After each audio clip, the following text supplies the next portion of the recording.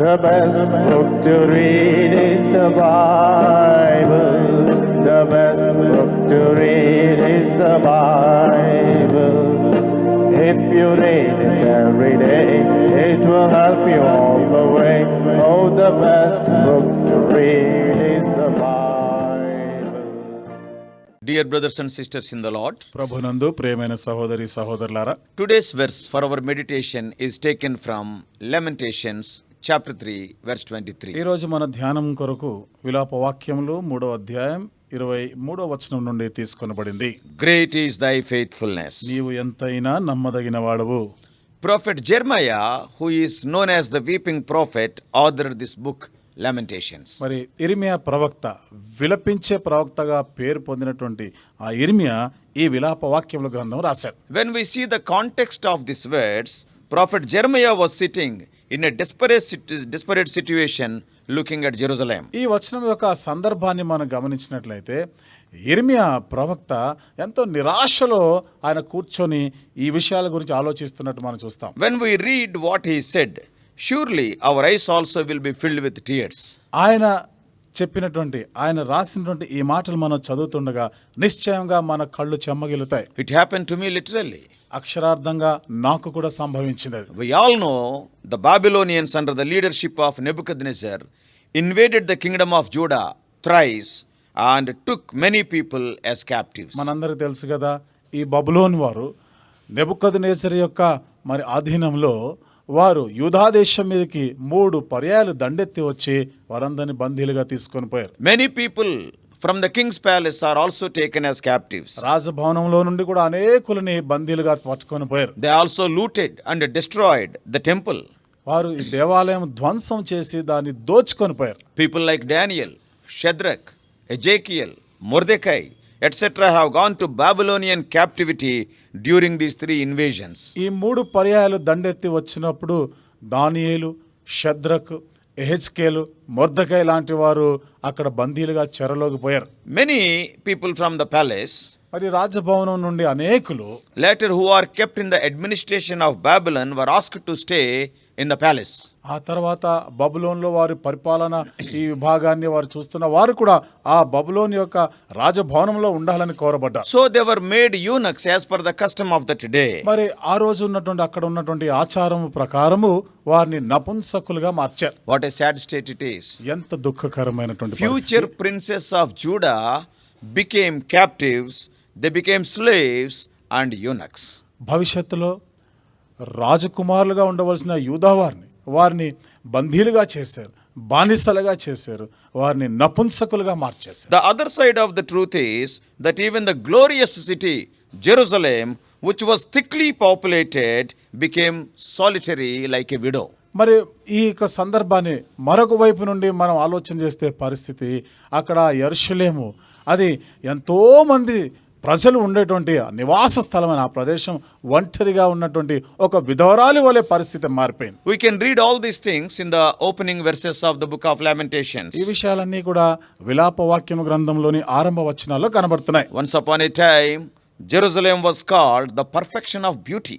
ఒకప్పుడైతే ఈ యెరూషలేము పరిపూర్ణమైన సౌందర్యము గల పట్టణముగా పిలువబడినది. Kings and queens visited the city just to see its grandeur. రాజులు, రాణులు దాని వైభవాన్ని వీక్షించి ఆనందించడానికి వస్తుండేవారు. What type of city was the city of Jerusalem? యెరూషలేం పట్టణం అది ఎట్లాంటి పట్టణం అది? David says in Psalm 48 verse 2, 48వ కీర్తన 2వ వచనంలో దావీదు అంటాడు, that Zion was the joy of the whole world.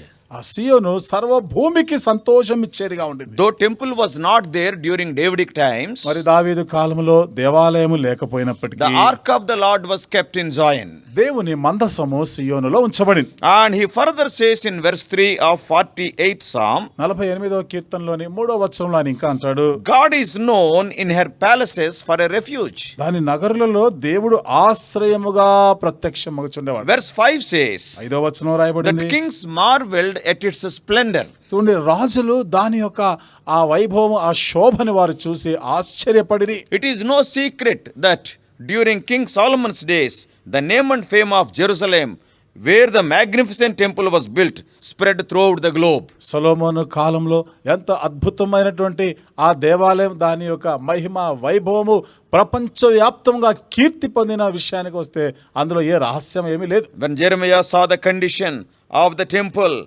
and he could only weep. ఇర్మియా ఆ దేవాలయం యొక్క పరిస్థితి చూసినప్పుడు ఏమీ చేయలేక కన్నీళ్లు కారుస్తూ ఉండిపోయాడు. That's why this book is titled as Lamentations. అందుకనే ఈ గ్రంథానికి విలాప వాక్యములు గ్రంథం అని పేరు పెట్టారు. Not only the children of the palace, but many Jews were taken captives violently, and the city became a heap of rubble. రాజభవనానికి చెందినటువంటి వారు మాత్రమే కాకుండా యూదా ప్రజల్లో అనేక మందిని చెరలోనికి తీసుకొని పోయారు.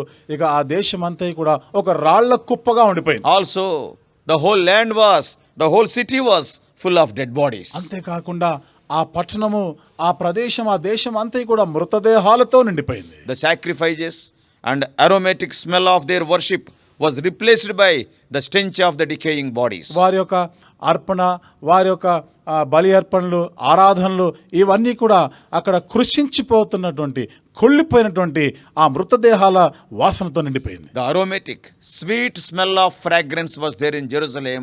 Today, the stinking smell of the dead bodies filled the city. యెరూషలేములో ఎప్పుడు చూసినా కానీ ఆ బలి అర్పిస్తూ ఉండగా ఎంతో సువాసన, మధురమైన వాసన వచ్చేటువంటి ఆ పరిస్థితి ఈనాడు మృత కళేబరాలతో, దుర్వాసనతో నిండినదిగా అయిపోయింది. Not only that, అంతేకాకుండా the Jews who were left behind in Jerusalem, they were living in utmost poverty. యెరూషలేములో ఇక మిగిలిపోయినటువంటి యూదావారు అత్యంత దారిద్ర్యంలో, పేదరికంలో ఉండిపోయారు. They were starving.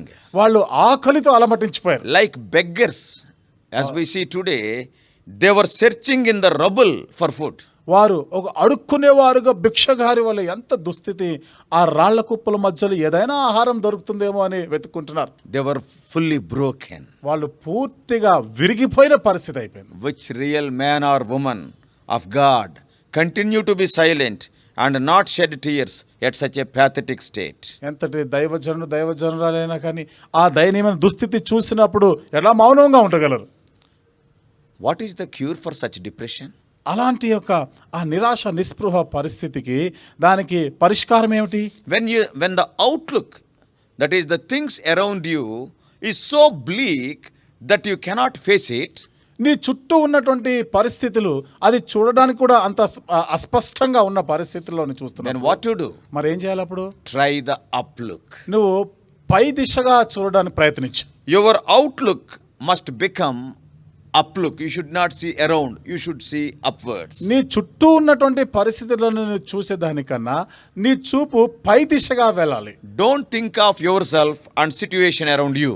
కాబట్టి ఏదో నీ గురించి నీవే ఆలోచిస్తూ నీ చుట్టూ ఉన్న పరిస్థితుల గురించే దిగులు చెందుతూ ఉండొద్దు. You can't improve it. నువ్వు దానిని ఏం మార్చలేవు. The uplook should make you to see the faithfulness and greatness of the all-powerful God. నువ్వు ఎప్పుడైతే ఆ పైకి చూస్తున్నావో ఆ పై దిక్కు అనేది మరి సర్వాధికారము గల ఆ దేవుణ్ణి నీవు ఆయన యందు విశ్వసించి ఆయన యందు నమ్మకం ఉంచేటట్లుగా చేయగలగాలి. Turn your eyes upon Jesus. కాబట్టి నీ దృష్టి, నీ చూపు యేసు వైపుకు మరల్చు. Why? ఎందుకంటారు? The answer is in today's promise. దానికి జవాబు నేటి దిన వాగ్దానంలో మనకుంది. Great is thy faithfulness. నీవు ఎంతైనా నమ్మదగినవాడు. God is faithful in warning us about what he would do when we disobey him. మనం ఆయనకు అవిధేయులమైనప్పుడు ఆ విషయంలో ఆయన హెచ్చరించే విషయంలో కూడా నమ్మదగిన వాడే. And God is faithful in doing what he wants. అంతేగా ఆయన ఏది హెచ్చరిక చేశాడో ఆ ప్రకారం చేసే విషయంలో కూడా నమ్మదగిన వాడే. But the silver lining of this cloudy situation is, అయితే దట్టంగా అలుముకున్నటువంటి ఈ మేఘాలకు ఉన్నటువంటి ఆ వెండి జరి ఏమిటిదంటే, God is more faithful in loving and showing mercy if we turn to him, leaving our wicked ways as an individual and as a church. కాబట్టి మనం వ్యక్తిగతంగాను సంఘంగాను మన దుష్టత్వం, దుర్మార్గతని విడిచిపెట్టి ఆయన యొద్దకు మళ్ళుకొనిన ఎడల ఆయన నమ్మదగినవాడు, తన విశ్వాస్యతను చూపించేవాడు, నిన్ను ప్రేమించేవాడు. So before I close, dear brother and sister, కాబట్టి ప్రియ సహోదరి సహోదరులారా, ముగించే ముందు how is your life today?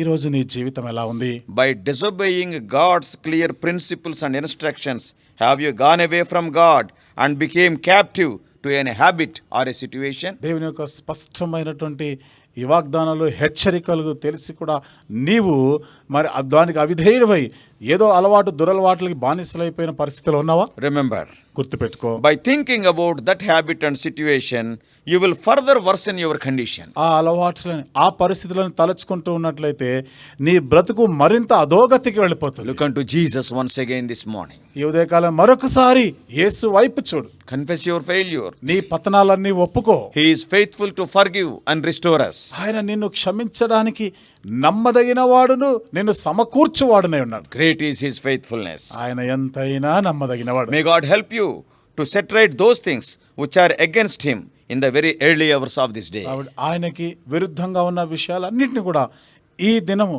ఈ ఉదయకాలమే వేకువజాముననే సరిచేసి నిన్ను సమకూర్చునుగా. May God bless you. దేవుడు నిన్ను ఆశీర్వదించునుగా. Great is God's faithfulness. కాబట్టి ఆయన ఎంతైనా నమ్మదగినవాడు.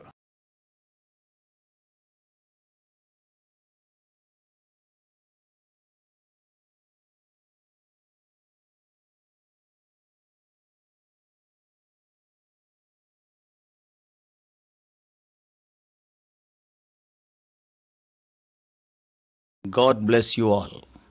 Please subscribe for more spiritual messages on YouTube channel John Victor Hebron.